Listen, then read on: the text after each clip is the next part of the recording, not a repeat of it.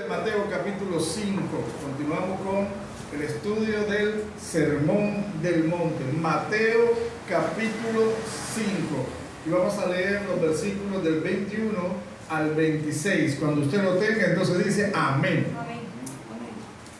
Mateo 5, 21 al 26 dice la Escritura: oísteis que fue dicho a los antiguos, no matarás, y cualquiera que matare será culpable de juicio.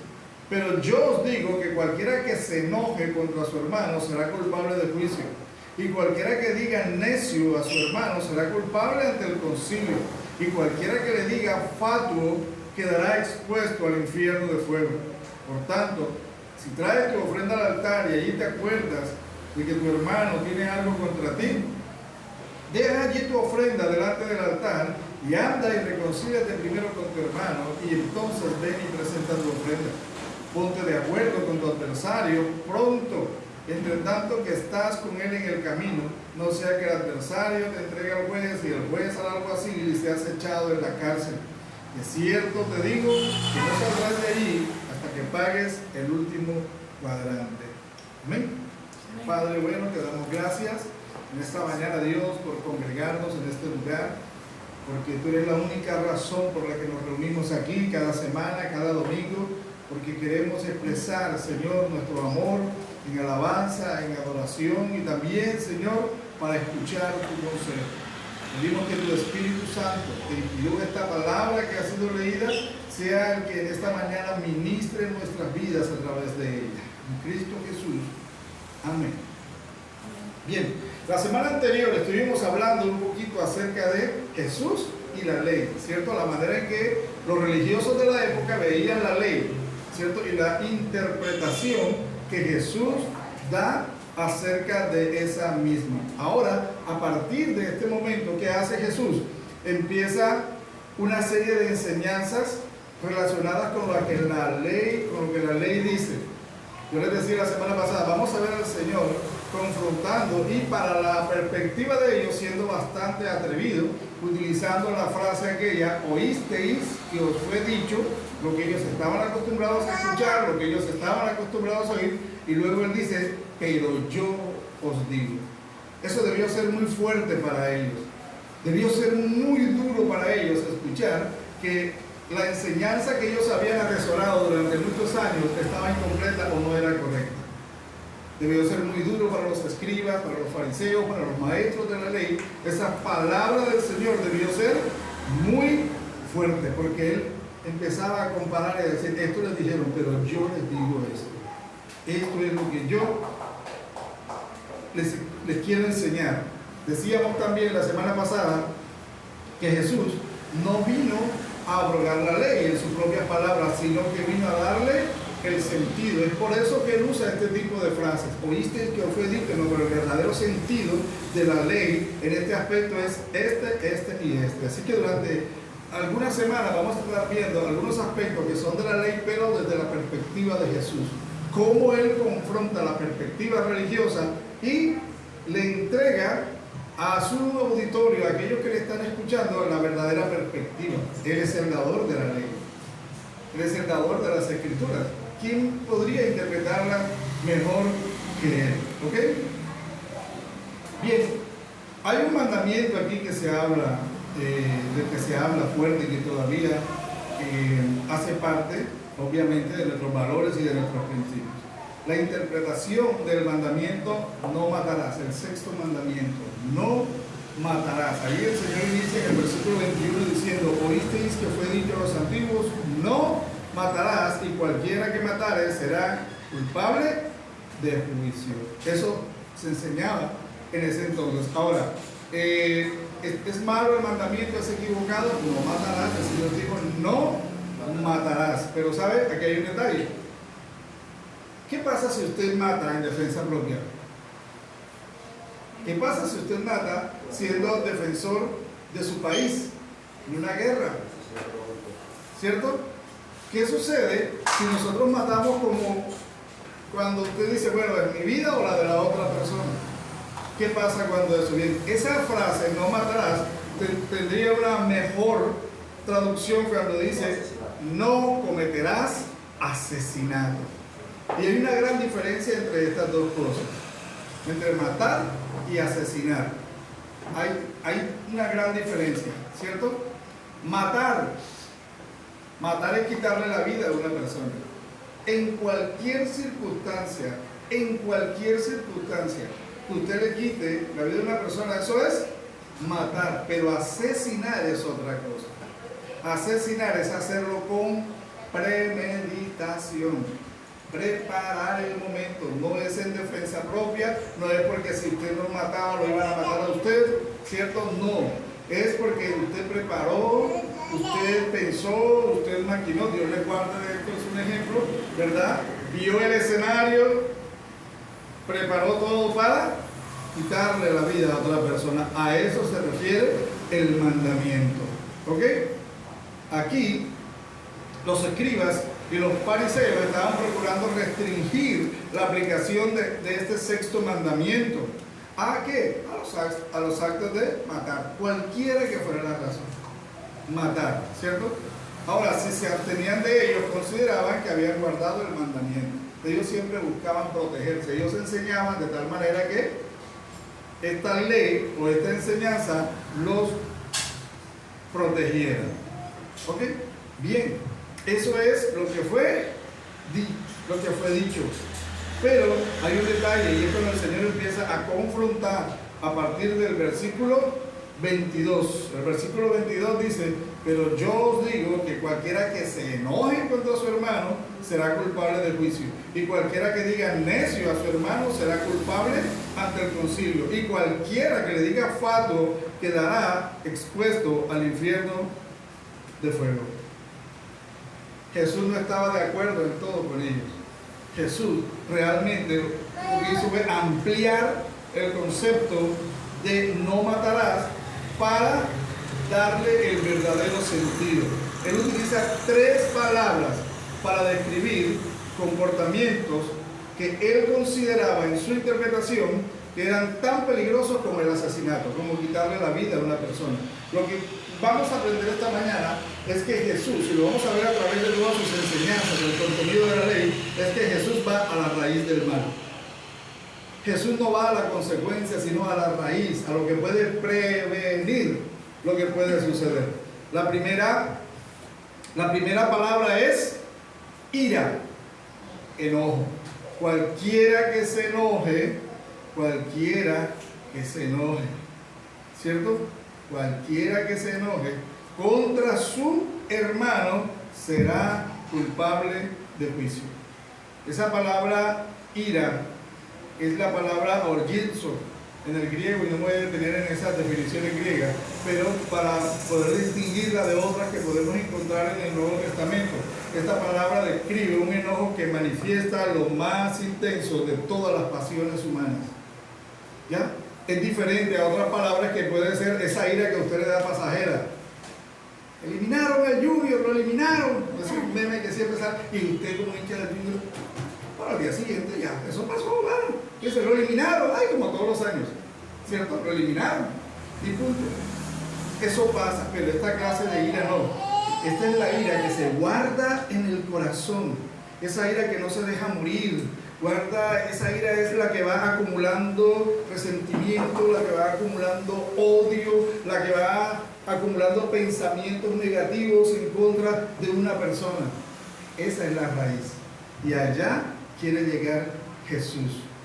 Esta ira que se guarda allí en el corazón es la que Jesús está condenando tanto como el homicidio. Y dice que el que se enoje contra su hermano será culpado o culpable de juicio.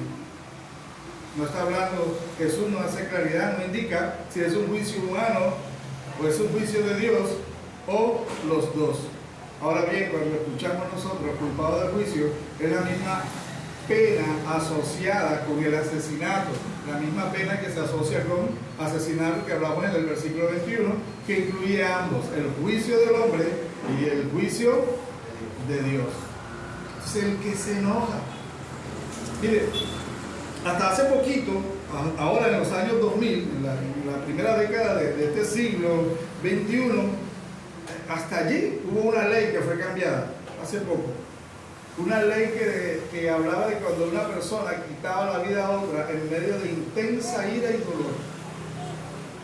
Era aceptado, o sea, era un atenuante para la condena, para el juicio de la persona. Era un atenuante. No lo vamos a tratar tan mal, es más, se podría quedar en libertad porque estaba bajo intensa ira y dolor. Muchos asesinaron a sus esposas por infidelidad y muchas a sus esposos y después no iban a la cárcel porque fue bajo intensa ira y dolor al darse cuenta de la infidelidad, pero ya no. Ya la ley restringió eso. ¿Sabe? ¿Por qué es restringida? Porque sabe que quitar la vida es un acto que va en contra de la voluntad de Dios. Y esto nace aquí en el corazón. Por eso en un momento podríamos decir, oye, lo que Jesús dice acerca de no matarás, pero fíjate que el texto, el título del mensaje tiene que ver con Jesús y la ira, porque es la raíz del asesinato, del verdadero asesinato. Tiene su raíz en la ira, está allí, ese sentimiento, esa emoción. ¿Sabe? En nuestros tiempos se habla mucho de la paz mental. Y tenemos que desarrollar esa paz mental, pero la verdadera paz mental es el resultado de una relación íntima con Dios. Y eso no lo puede conseguir ningún psicólogo, eso es el Espíritu Santo obrando en la vida de cada uno de nosotros. Amén, hermano. ¿Qué es esto? La paz mental verdadera. Como creyentes deberíamos tener paz. Es una recomendación de la Escritura. No es una recomendación, estoy equivocado, es un mandamiento de la Escritura. El apóstol Pablo dice, en cuanto dependa de vosotros, estad en paz con todos los hombres. Hay momentos en que, bueno, yo estoy en paz y el otro no quiere estar en paz conmigo, ya ahí se sale de mis manos. Pero yo voy a procurar tener paz para no dar lugar a ese tipo de sentimientos, a ese tipo de emociones dañinas que pueden llegar a lo peor. Yo conocí una persona muy amigo de mi hermano, de uno de mis hermanos ya fallecido, de que esta persona, trabajador, electricista, un muchacho de bien y todo, y un día cualquiera tuvo una discusión con un vecino y el vecino delante de todos allí en medio de la discusión en la cual le dijo, yo me acosté con tu mujer, y él venía de trabajar y venía con un destornillador, sacó con sus herramientas, sacó un destornillador de fuso y lo mató. ¿Sí me entiende? La ira afloró allí en esos momentos por la ofensa. De ese tipo de cosas usted y yo tenemos que cuidarnos. En medio de la ira podemos llegar a otro tipo de actividades, a otro tipo de actitudes, de acciones que también pueden ser similares a lo que es el asesinato. La segunda palabra que Jesús usa allí es insultar. Utiliza la palabra racá, que es necio. Cuando nosotros insultamos a otra persona, estamos promoviendo la ira del otro, o muchas veces nuestra propia ira se traduce, se manifiesta a través de las palabras que nosotros decimos. Ahora bien, esa palabra necio es delicada. Racá, esa palabra traducida como necio es delicada porque aquí en la Escritura se utiliza para referirse a aquellas personas que niegan la existencia de Dios a través de sus hechos y de sus palabras. Racá, dice el necio en su corazón, no hay Dios, dice la Escritura. Amén. Esa persona será culpable ante el concilio. ¿A cuál concilio? Se refiere al Sanedrín, el consejo de mayor autoridad entre los judíos. Estaba formado por los sacerdotes, por los ancianos de mayor renombre. Eran 70 más 1, 71 con el sumo sacerdote. Componían el Sanedrín, ¿cierto? Así como cuando se reúne el hermano Jesús, el hermano José, Leo, se reúnen allí con el hermano Mauricio, es como si estuviera reunido el Sanedrín, ¿cierto? El Sanedrín en pleno deliberando, allí los ancianos de la iglesia, no por viejos, sino por madurez, ojo con eso. ¿Okay? Aclaro, para que no haya malos entendidos. ¿Listo? Entonces, se reunían ellos y juzgaban. Ellos eran los encargados de juzgar aquellos casos de mayor gravedad a nivel nacional. O sea, no era cualquier cosa. Decirle necio a una persona te llevaba delante del Sanedrín. Le estaba diciendo, no creo en Dios, no cree en Dios. No está creyendo. Esa persona que no cree en Dios, esa persona necia, era juzgada por la ley de los judíos. Entonces era también algo delicado. Ahora, ¿eso a qué conduce también? Eso conduce a la ira de la persona. Y número 3, llamar a alguien fatuo, que es la palabra moros, que traduce tonto, mentecato, cosas así por el estilo. Cualquiera que dijera fatuo o tonto quedará expuesto al infierno de fuego. Miren que esto es más grave todavía. ¿Sabe qué está hablando allí? Está hablando del menosprecio a otras personas. Por eso debemos tener mucho cuidado, ¿verdad? Menospreciamos a otros porque no está al nivel de nosotros. Bueno, cuando nosotros menospreciamos a alguien es porque consideramos que no está al nivel de nosotros, que nosotros estamos en otro nivel, que nosotros estamos en otra altura. Como decía un amigo mío, al bagazo poco caso. ¿Sí me entiende? Ese menosprecio que se da a otra persona porque lo consideramos tonto, medio retrasado allí, como que está fuera de órbita totalmente. Ahora bien, la persona que dijere esto a otra era condenada, ¿dónde? ¿Qué dice la Escritura? Al infierno de fuego. El original habla una palabra que es el Gehenna. El Gehenna. Esa es la transliteración del hebreo al griego, ¿verdad? En hebreo la palabra Gai-Hinnom, mejor conocido en el Antiguo Testamento como el Valle de Hinnom. Muy conocido, de Hinnom o de Hinnom, ¿verdad? Allí en ese valle de Hinnom o de Hinnom, Salomón erigió lugares altos a dioses paganos como Moloch. Usted lo puede ver en la primera carta a los Reyes, capítulo 11, ahí se narra esto. Acaz y Manasés, ¿se acuerdan de Acaz? El esposo de Jezabel, se casó con una reina pagana. Ellos hicieron pasar a sus hijos por el fuego, los dedicaron a los dioses paganos. Pero para colocar punto final a todas esas abominaciones, todas estas cosas que ofendían a Dios, el rey Josías, entre todos los cambios que hizo, entre todas las reformas, tomó ese sitio y colocó allí huesos humanos y otras contaminaciones y lo convirtió en crematorio. O sea, allí iban y quemaban al que moría, que no tenía familia, al indigente, lo quemaban, y además de eso ahí echaban la basura de la ciudad. Así que ese espacio en las afueras de la ciudad se convirtió en un símbolo de terror, de horror y de deshonra, donde el fuego permanecía. Había un fuego permanente, ¿verdad? Destruía las basuras, pero también los gusanos se movían en medio de ellas. Cuando Jesús habla del infierno, ¿de qué habla? Está hablando del Gehenna, cuando lo ilustra con el Gehenna. Cuando dice donde el gusano, cuando el fuego nunca se apaga y el gusano nunca muere. Está hablando de un sitio como este, pero ya a otro nivel. Amén, hermano.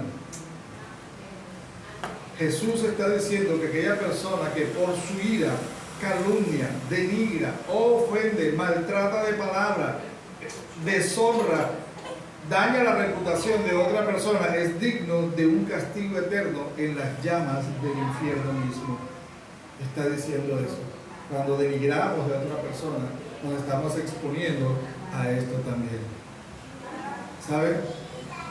Nosotros tenemos que aprender a ser cuidadosos de la manera en que nos referimos a las demás personas, la manera en que señalamos a otra persona, la manera en que de pronto consideramos que esa persona es menor que nosotros por cualquier razón, o nos consideramos mejores que esas otras personas por cualquier razón.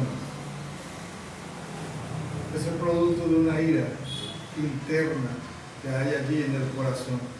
Con estas tres palabras, con estas tres actitudes, ¿sabe qué está diciendo? Estas tres cosas son tan graves como el asesinato. Y no solo son tan graves como el asesinato, sino que son la raíz del asesinato. ¿Sabe? Jesús no pone pañitos de agua tibia. Si lo podemos llamar una enfermedad, Jesús no va a poner pañitos de agua tibia, sino que va a ir a la raíz del mal. Jesús quiere evitar que usted y yo, como cristianos, como hermanos en la fe, lleguemos a cultivar este tipo de sentimientos, este tipo de emociones, este tipo de actitudes que nos puedan llevar en una circunstancia que nosotros de pronto no tenemos, no estamos preparados para ella, no tenemos idea que puede llegar a suceder, nos puede llevar a hacerlo peor. Entonces, cuando dice una persona, es que salió su lado oscuro, no dejó que esa ira le carcomiera por dentro. Dejó que el menosprecio, dejó que el odio, que el deseo de venganza, que el resentimiento echara raíces en su corazón y llegó a asesinar. ¿Sabe? La envidia de Saúl lo llevó a querer asesinar a David. Su propia envidia, dejó que eso creciera, esa amargura de ver que el pueblo aplaudía a David, de que el pueblo cantaba, ¿cierto? De que Saúl mató a sus miles, pero David a sus 10.000, eso le corroía las entrañas a este hombre. Lo llenó de envidia, lo llenó de ira, que lo quiso en una oportunidad en el mismo templo atravesar como una lanza. Amados, no podemos dejar que estas cosas echen raíz en nuestro corazón, que no echen raíz en nuestra mente. ¿Por qué estar enojado con un hermano? ¿Sabe? La Biblia dice, no se ponga el sol sobre vuestro enojo. ¿Sabe qué está diciendo allí antes de irte a dormir? Arregla lo que tengas que arreglar con el que estés desarreglado. Sí, ve y ponte a paz con esa persona. Llega a un acuerdo, pero no dejes que eso vaya y te vayas a dormir con eso, porque al día siguiente eso ya ha echado raíces. Y no es ninguna raíz buena. Las parejas siempre se les ha aconsejado eso. Pelea con tu esposo o con tu esposa, mejor arregla. No te vayas a dormir enojado con tu pareja. Eso es peligro, eso es un peligro para la relación de pareja. Y tampoco se vaya a la casa sin despedirse. No se vaya de la casa sin despedirse, dice la hermana Gina, y tiene razón. Porque estamos enojados, porque estamos bravos, ahora ni le hablo, es que ni se va a dar cuenta en el momento en que me voy. ¿Por qué? ¿Por qué? No se ponga el sol sobre vos. Vamos a pelear toda la noche, si es el caso, vamos a discutir, eso termina siempre en algo chévere, al final. ¿Sí o no? Pero no nos vamos a dormir peleados. ¿Amén? No, nadie se acaba de sonrojar. ¿Sí me entienden? No podemos permitir que esto nos suceda a nosotros. El Señor realmente quiere curarnos.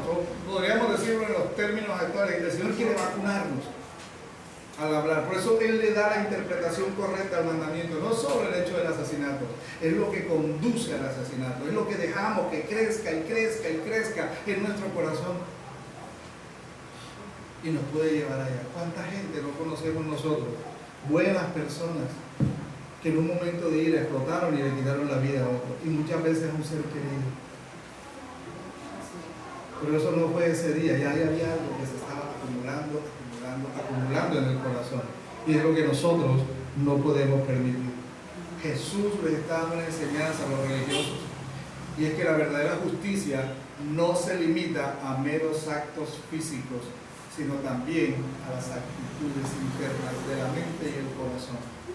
Eso está enseñando el Señor allí. Oye, no dejes que eso crezca, no dejes que eso eche raíces en tu corazón. Enojos sin razón, reproches desconsiderados, odios, sentimientos desagradables contra una persona. El Señor está diciendo, eso es asesinato. Allá te van a conducir, tarde o temprano, si no los controlas. Amén. Amén. Ahora bien, el Señor sigue hablando. Esa es la primera parte del discurso de Él allí, en este tema, pero hay una segunda parte que va de los versículos 23 al 26 que dice, por tanto, si traes tu ofrenda al altar y allí te acuerdas de que tu hermano tiene algo contra ti, deja allí tu ofrenda delante del altar y anda, reconcíliate primero con tu hermano y entonces ven y presenta tu ofrenda. Aquí nos habla de un problema ya de relaciones con dos tipos de personas. Mira que estos primeros dos versículos, el 23 y el 24, está hablando de un problema de relaciones con un hermano en la fe. Y sabe una cosa, cuando estamos enojados, cuando estamos airados con un hermano en la fe, usted y yo dañamos nuestra relación con Dios, nuestra comunión con Dios. Se rompe, se daña. Y eso le da tanta importancia a eso, a tener paz con los hermanos, que dice, ¿sabes qué? Si tienes algo con tu hermano, antes de ir al templo, antes de ir allá al culto, ponte en paz con él. No extiendas tu mano para dar una ofrenda si antes no te has puesto en paz con ese hermano. Mire la importancia que tiene. Jesús dice, deja la ofrenda allí. Claro, un predicador de la doctrina de la prosperidad diría, trae tu ofrenda y después ves y arréglate. ¿Cierto? Sí, agarran a uno de estos predicadores de la prosperidad y dicen, trae la ofrenda, mi hermano, déjala aquí, la más grande, para que tenga fuerza para poder entonces reconciliarte. No, el Señor dice, no. ¿Sabe qué? Mejor deja la ofrenda allí. ¿Por qué? Yo le voy a decir algo, ¿por qué? Porque cuando nosotros damos una ofrenda, no solamente estamos dando el dinero o el artículo que estamos dando, con ello estamos entregando también lo que hay en nuestro corazón, lo que hay aquí adentro. Entonces debemos ser cuidadosos con eso, ponerse de acuerdo con el hermano. El Señor, para evitar la ira, está diciendo, ponte de acuerdo con tu hermano, ponte de acuerdo. Primero arregla este asunto. Antes de venir a mi presencia, antes de venir con algo en las manos, antes de traer una ofrenda. ¿Usted se imagina en esa época? Traían de ofrenda una oveja, traían un carnero. No, déjalo ahí, deja ese carnero ahí amarradito y vete y arregla. No, hombre, mejor arreglamos las cosas antes de ir al culto. Amén, hermano. Mejor arreglar las cosas allí. ¿Listo? Ojo con eso. Pero hay una segunda parte allí. Dice, versículos 25 y 26, ponte de acuerdo con tu adversario pronto, entre tanto que estás con él en el camino, no sea que el adversario te entregue al juez y el juez hará algo así y seas echado en la cárcel. De cierto te digo que no saldrás de allí hasta que pagues el último cuadrante. ¿Sabe? En la primera parte, Jesús nos habla a nosotros acerca de estar en paz con nuestros hermanos. Pero también dice que debemos estar en paz aún con nuestros enemigos. Porque allí no dice hermano, sino adversario. Los versículos 25 y 26 hablan acerca de un adversario. Están hablando de un enemigo. Entonces, paz con los hermanos, pero paz también con aquellos que no lo son. Paz con aquellos que nos contradicen. Paz con aquellos que nos atracan, que nos atacan, perdón. Y con los que nos atracan también. ¿Cierto? Paz con ellos. Hay que tener paz con ellos. ¿Sabe? Jesús nos está mandando a resolver el enojo, a resolver la malicia con aquellos que no son creyentes. Cuando nosotros pasamos por alto esto, ¿sabe qué? Uno, estamos encarcelados. El odio, el resentimiento es una cárcel para nosotros. Estamos amarrados a esas personas. Usted sabía que el que odia está atado a su vida, está encarcelado a la vida de la persona a la que odia. ¿Cierto? Entonces estás allí en una cárcel espiritual con esa persona. Tú mismo te colocas allí. Tu sentimiento negativo hacia esa persona te ata. Cuando alguien no gusta de otro y esa persona aparece en escena, ¿qué es lo primero que dice la persona? Ya se me dañó el día. ¿Cierto? Ya estás amarrado allí. O sea, tu felicidad, tu alegría, tu gozo va a depender de ver o no ver a esa persona. ¿Por qué? Arreglemos eso de una vez por todas. Es lo que el Señor nos está llamando. ¿Sabe? A ir en paz a su presencia. A ir en paz al culto. ¿Sí me entiende? A veces decimos, uy, el culto está malo. No, yo no debo salir así, pero es que a veces traemos tantas cargas y no las queremos soltar. Y queremos llevar esas cargas. Yo recuerdo una vez una señora que ella se quejaba de que en la casa no la ayudaban. No la ayudaban. Y en mi casa ya abusan. Fue con un psicólogo cristiano. Y en la casa ya abusan de mí. Mire, hermano, mire, mis hijos no me ayudan, mi esposo no tiene consideración de mí. Cualquier parecido con la realidad no hay coincidencia. Me dejan sola con este poco de oficios. A mí la señora se quejaba de toda la familia y todo. ¿Cierto? ¿Listo? Y después de eso, ¿qué pasaba? El hombre la puso en terapia. ¿Y qué pasó con eso? Volvía a lo mismo. Volvía a la siguiente terapia. Es que ella no me... O sea, ella lo único que quería era ser escuchada, pero no se descargaba, no hablaba con la familia, no le decía, mira, me parece que no están haciendo las cosas correctas, no tomaban una posición fuerte. Bueno, si ustedes no ayudan aquí, ahí se quedaron esos platos sucios. Sino que siempre estaba repitiendo lo mismo en todas las sesiones. ¿Pero qué? Eso estaba ahí en su corazón y no lo quería soltar. No lo quería soltar. Y eso es lo que sucede en estos casos. No nos ponemos en paz, ni con los hermanos, ni con la familia, ni con el enemigo. No queremos ponernos en paz porque parece que sintiéramos un cierto morbo o placer con tener ese sentimiento allí de rabia y lo pechichamos, ¿verdad? Y dormimos con él y nos levantamos y nos vamos a un paseo, nos vamos a un día de diversión y ahí nos llevamos esa amargura y ahí no, el Señor dice, suelta eso, arregla eso, para que puedas tener paz en mi presencia y puedas tener una relación correcta con los hermanos y aún con aquellos que no lo son. Amén. ¿Saben? Este es un buen consejo de cómo debemos tratar a las personas. Mira que Jesús dice, hay tiempo todavía. Dice, mientras estás ¿dónde? En el camino. Hay tiempo. Estás aquí. ¿Sabes qué es lo más terrible? Ser demandado por un no creyente. No te va a perdonar nada.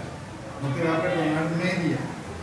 Porque tu hermano en la fe se molesta contigo, pero es tu hermano y si tiene a Cristo en su corazón, él en algún momento va a ceder y va a cumplir lo que la palabra de Dios dice, como dice el apóstol Pablo, es mejor sufrir el agravio que llevar nuestras disputas a los tribunales mundanos.